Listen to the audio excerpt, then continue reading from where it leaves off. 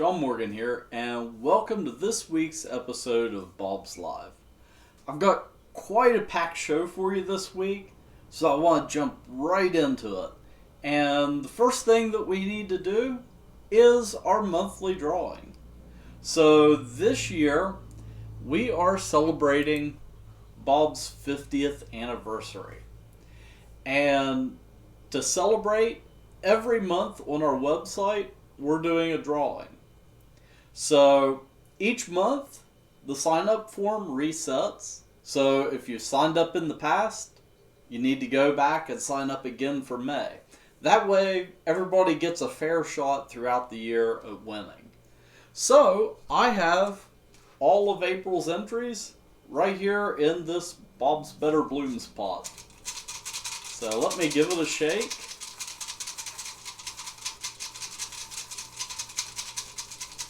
Sounds kind of like a maraca. Yeah. Okay. Let me shake some more. Alrighty.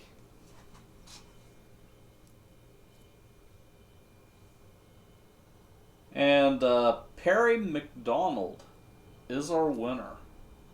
I don't know if you can see that on the camera. It's probably washed out, but trust me, it says Perry McDonald, and I'll set it over here on my notebook while I'm thinking about it. And of course, we always lose focus when I do that.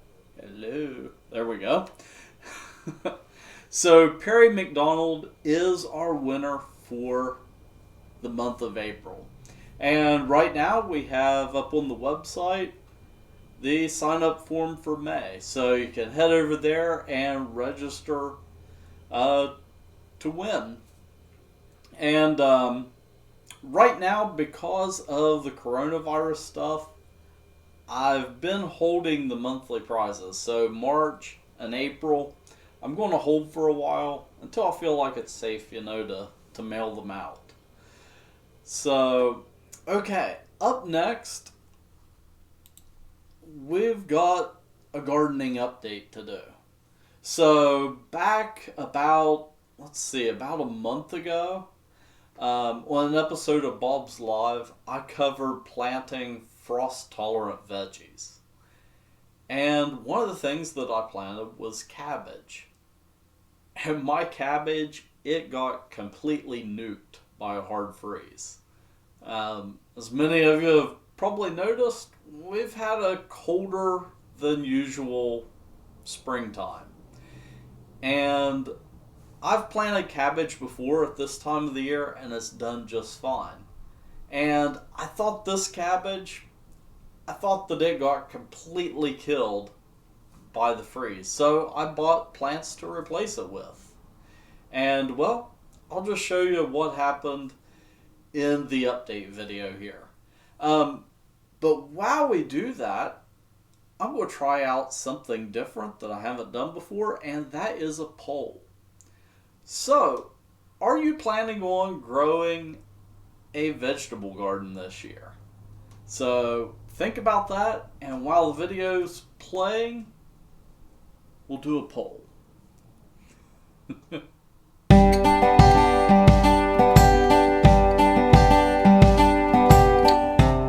So today I'm out here in the garden doing some work, and I've got something kind of interesting to show you.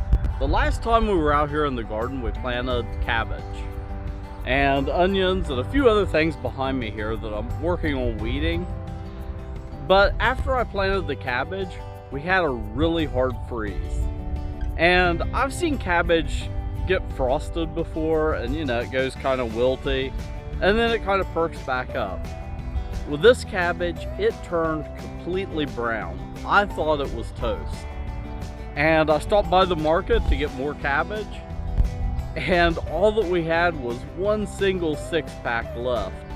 And I planted an entire flat of cabbage.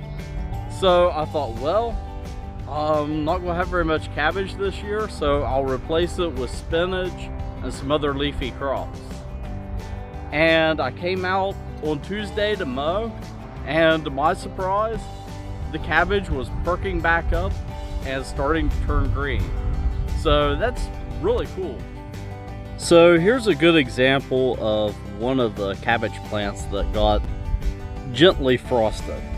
They looked a lot worse for the wear just a couple weeks ago. So basically, a couple weeks ago, all the leaves looked like this. They were completely brown, and some of them were a little bit crunchy out on the edges. But now you can see new green growth right there in the middle. And also some early bug issues that I'm going to have to deal with. For comparison, right down here, I replaced a plant that didn't make it. So here's what they looked like when they were freshly transplanted. So there's a big difference there. The last time we were out in the garden, I planted onion sets, and they're just now starting to come up.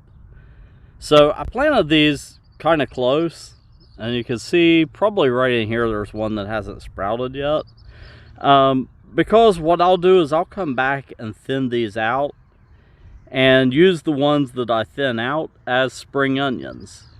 And then the other ones, I'll let those grow to full size and bulb out for fall. So my little onion hill here is starting to do pretty good. Do see a weed there. This is the time of year where weeding starts to become an issue. Oh, there's another one. At the same time I planted the cabbage and the onions, I also planted this kale. And kale, it is really good at surviving frosts and freezes. So I really wasn't worried about it at all. And it weathered the cold weather just fine. So you can tell there's a little bit of frost damage there on this leaf, but you know, once it grows out to an edible size, you'll never know that was there.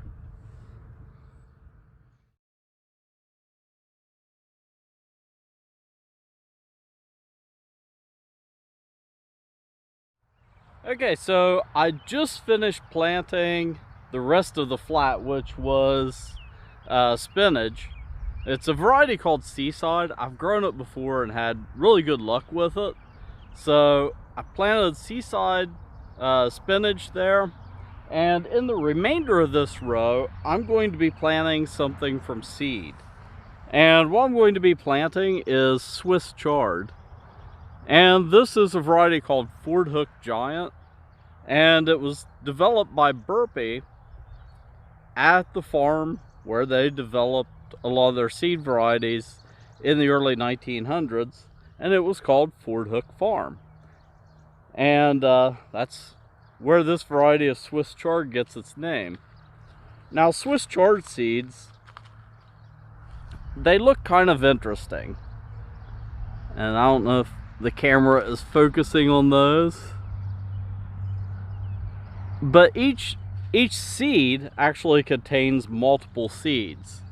So these are really easy to sow because you've got multiple chances with each seed you plant of having a few of them germinate.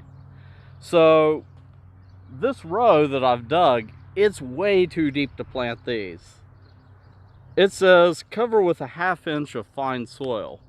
So what I do whenever I dig a row like this, if I'm planting something like this that doesn't take very much soil, I'll go back in and rake over some of the soil before I start planting.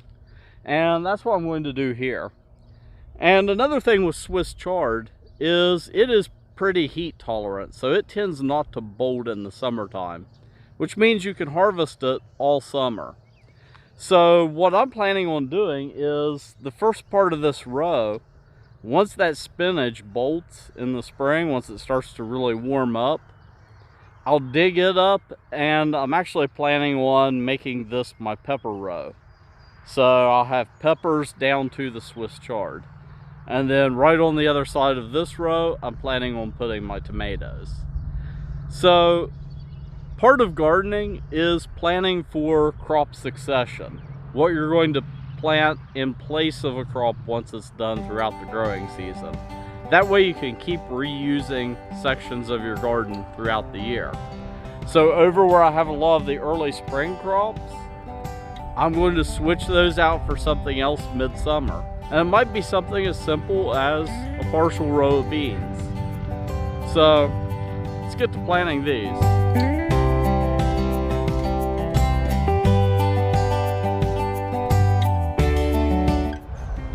So when it comes to covering these up after planting them, it is just a simple matter of just taking the back of your hoe and gently raking some soil over top of the seed. So I'm just barely covering it.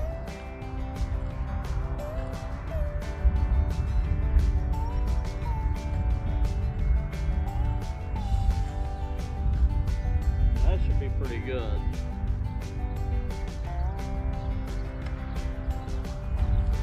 Now what I would do is I would normally come in and water over top of these with a watering can to water them in. But we've got rain forecast for tonight, so I'm going to let Mother Nature do the work. And I'll just check on it tomorrow to see if we got enough rain to really water everything in.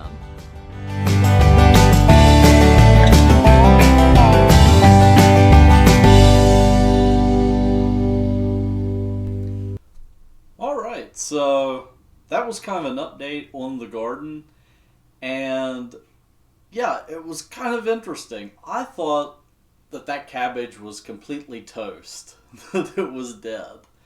I mean, it was totally brown, and it just sort of came back to life. And kind of ironically, the type of cabbage, it's called Golden Cross, so it resurrected itself. Alright, so during the video we had a poll going and wanted to know if you were growing a garden this year. And 50% of the folks said yes, that they are growing a garden. 28% no. And 22% of you said maybe.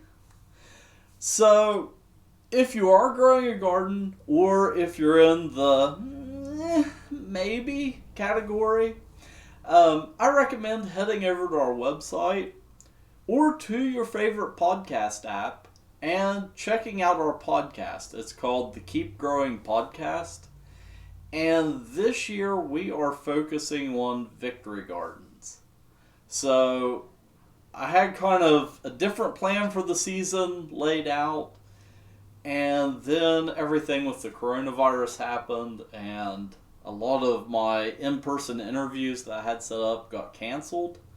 So instead, we're focusing on victory gardening. And next week, here on Bob's Live, I'm going to have an interview that relates to victory gardening. So here on Bob's Live, we're going to have an interview that we did over Zoom and recorded it. But it's going to be an interview with Diane Blazik, who is the Executive Director of the National Garden Bureau. And the National Garden Bureau, they literally wrote the book on victory gardens. And I do mean literally. Their founder wrote the Victory Garden Manual. And he wrote it during World War II. And that's really when victory gardening took off. So the National Garden Bureau, they've come out with Victory Gardens 2.0. And, well, since we're focusing on victory gardens this year for the podcast, I thought we would share part of the interview here. And then, let's see, the last episode went up this week. Then the next episode will be out in 2 weeks, because we release a new podcast episode every other week during the gardening season. So be sure to check out Bob's Live next week, because it'll be just more than me for once. Well, let's move on to the next thing. And that is Mother's Day. So we have Mother's Day coming up, And of course, Bob's Market, we always do a Mother's Day sale. But with this year being a bit different, we decided to change up our sale a little bit. And what we're doing is we're extending the sale. Because we know that with social distancing and with placing orders over the phone or through our new curbside system, I'll show you here in a second, we know that kind of limits how many people we can have in the store at once. So we wanted to give everybody a chance to get in on the Mother's Day sales, but also not feel like that you have to cram into the store just on Mother's Day weekend. So we're actually going to be extending the sale out over the course of 3 weeks. And the sale actually started today. So we have 2 sale items this year. Well, really 3. The first is our flats and our 10-inch hanging baskets. So we have those this year priced at 2 for $30. And they're normally $16.99 each. So that is our first sale item. And then the other one is 14-inch deco pots. And if you caught Bob's Live last week, where I did a greenhouse update, I had a little bit of video of the deco pots that are pictured right here. This picture, it was taken earlier in the springtime before they had really filled out a lot. Just happened to be when I was throwing together this slide, that was the only photo that I could track down. But the 14-inch decorator pots, they normally go for $39.99 each. And we're going to have them on sale at 2 for $59.99. And they make a great accent for your porch or your patio. And the great thing with the decorator pots is they're a decorator pot. So I look at it whenever you buy one of these, that not only are you getting a beautiful pre-planted arrangement of flowers, you're also getting a pot that you can use season after season. So I know I've got 3 or 4 of them at home that I reuse year after year. And what I did is I bought pots that color coordinate with my house.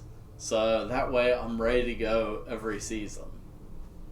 So those are our sale items. And again, like I said, because of everything that's going on right now, we wanted to give everybody a chance to get in and shop and not feel like you have to come in this weekend. You can spread it out over the next few weeks. And, first and foremost, we want everybody to have a safe shopping experience. Also, whenever you come into our stores, just keep social distancing in mind. And if you saw our ad in the newspaper, we did recommend, and mine's laying here off camera, we do recommend wearing a mask in the stores. All of our employees have masks on. And then also at the checkout area, we've put up plexiglass shields around the area. And just be safe and enjoy our Mother's Day sale over the next 3 weeks. And I almost forgot I was getting ready to say goodbye. But along with that is our curbside shopping. So this week we just launched our new curbside ordering system. So it is available at our Mason, Gallipolis, and Belpre, Ohio locations. And the curbside system, it is available from 9 a.m. to 5 p.m. each day. And that's to give us time to fill any orders that come in at 5 p.m. And it's available Monday through Saturday. So I'm going to jump over here with my mouse and actually click on some stuff. Right now, it's after 5 o'clock, so the system is offline. So if I click on Mason, it'll load up the menu, but it has a little banner up here letting me know that right now you can't order online. But what we did is we have a selection of our most purchased plants. So we've got hanging baskets, bedding flats, the bulbs better blooms 4.5-inch pots, then also premium annuals, vegetables, herbs, and then we also have a selection of soils and fertilizers available. So things like the vegetables, we price those per pack, but something like a flat of bedding plants, we just price those per flat. Now 4.5-inch pots, we have those priced individually. And that was kind of a decision just based off of, we only had limited space on this system, and we carry a bazillion items, and you wouldn't want to have to scroll through menus all day. Also on some items, like, let's see, if I hit marigolds here, something that we've done to kind of streamline the app too is we've kind of reduced the color selection. So we might have 4 or 5 different shades of orange, but we just list it as, well, with marigolds, orange, yellow, white, things like that. So whenever you place an order through our curbside ordering system, you'll get a notification back with an estimated pickup time. And then when you arrive at our store, we have signs at each location that say curbside pickup, and that's the parking area for the curbside pickup. And when you arrive, you'll want to call the local store number. And we also have each local store number listed on the website. So call them, let them know that you've arrived, and then they can bring your order out. When it comes to paying, you can either pay with cash at your car, or we can actually run your card inside and run it as a credit transaction. But we don't, because of, well, it's a whole tax issue and online sales and all that, we don't offer a way to pay online, and it's mostly due to really boring technical stuff on the back end. So yeah, that is our curbside ordering system, and I just wanted to kind of plug that really quick before I close.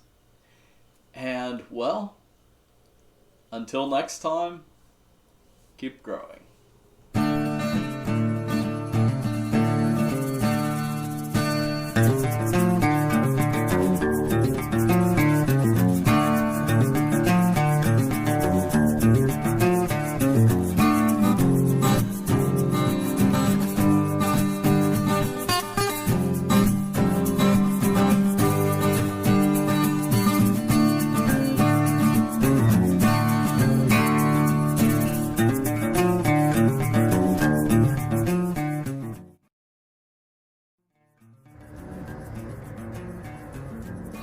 You're still watching?